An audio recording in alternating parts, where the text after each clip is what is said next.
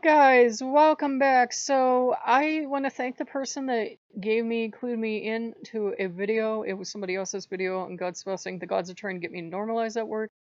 And this is not going to be a response video, by the way, though I thought that video was, pretty awesome, pretty spot on. Um, One of the things that I think is a big thing in Godspousing, being espoused to a god. I probably use that word the wrong way because stroke brain. I can never remember is the god spouse the god or the god spouse the human, because the way the English language works, it would be right either way. I've seen people use it both ways. They'll refer to themselves as a god spouse, or they'll say they have a god spouse, both of which are correct in English. Anyhow, anyhow, the thing I'm getting from Asmodeus, because Asmodeus got, service today. Shut up, Loki. He got the incense and he got the candle and, everything today. And we're waiting for batteries to come in so we can light all the tea lights and just have ambiance and luxury and everything. Yeah. You have to fall in love with your heart. A lot of us, fall in love with our mind first at times, or we intellectually love the gods so we can be pure, especially if we came from a Roman Catholic background. Oh my God. And we're pure and we're chaste and we think we're like some kind of knight from the round table and we love pure and chaste from afar. The heck we do. You are allowed to fall in love with your heart and every other little bit of your anatomy too. And I go, yes, finally. And Asmodeus is exactly one that, people often misportray him as only, being lustful. He can be romantic. Yes, he can be lustful, but it's misportraying him because he's more about romance and falling in love. He really is. I'm like, yes, exactly.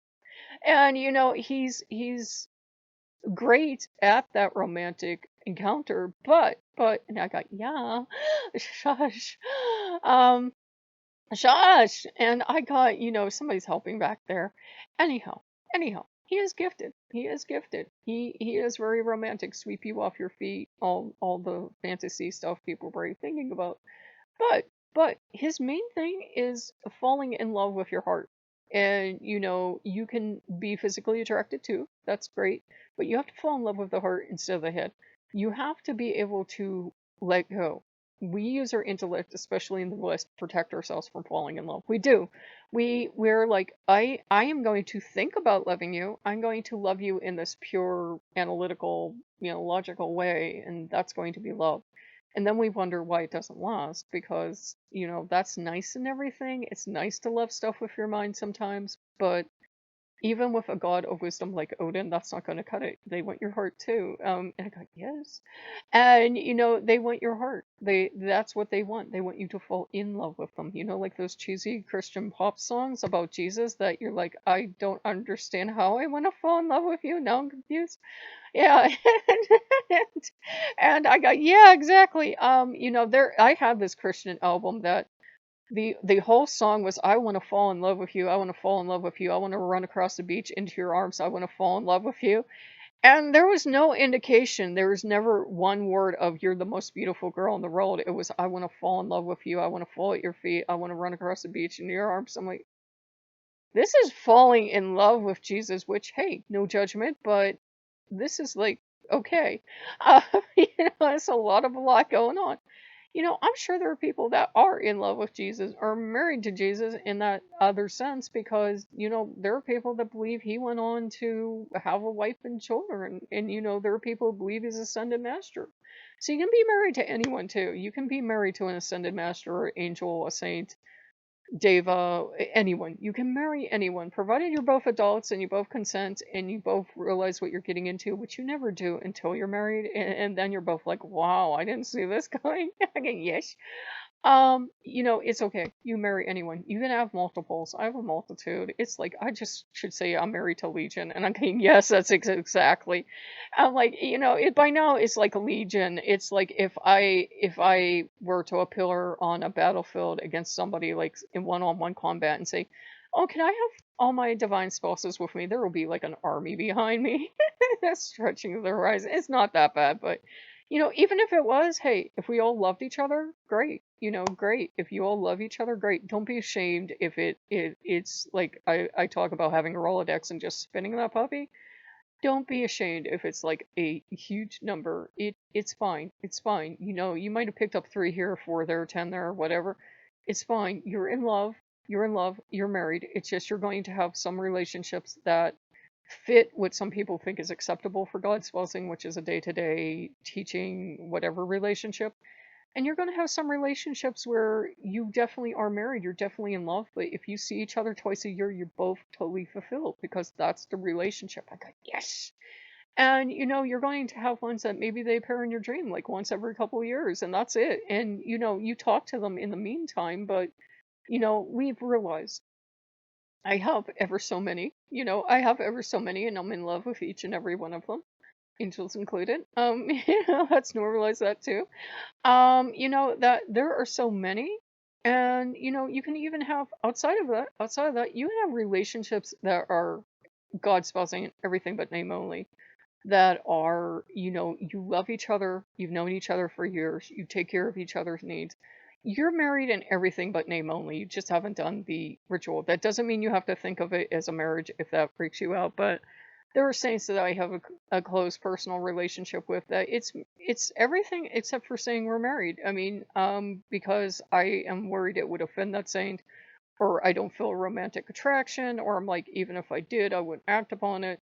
You don't have to act upon every impulse you get. That's like Asmodeus 101. Don't act on every impulse you find. But, if they would be open to it, there would be nothing wrong with you being married to a saint either. They're just dead humans that really, really, really got, a boost up. Or if you see yourself as a divinity, as some people who work with demonic divine do, they're divinities that are, they're as free to go off and marry and multiply as they want. So, that actually felt good to talk to you guys about that because, Asmodeus has been the one of saying, I know you like him, And I'm like, you just don't marry Catholic saints. And he's like, oh, who cares what the Catholic Church thinks? God, but I like nuns though. Aw. He did not do that. He has a strange sense of humor. It says Asmodeus. So, that's a thing.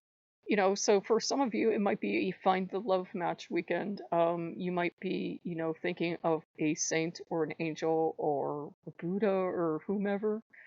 It could be also, it doesn't have to be humanoid in form. It can be a dragon, a monkey, a tubla, I don't care.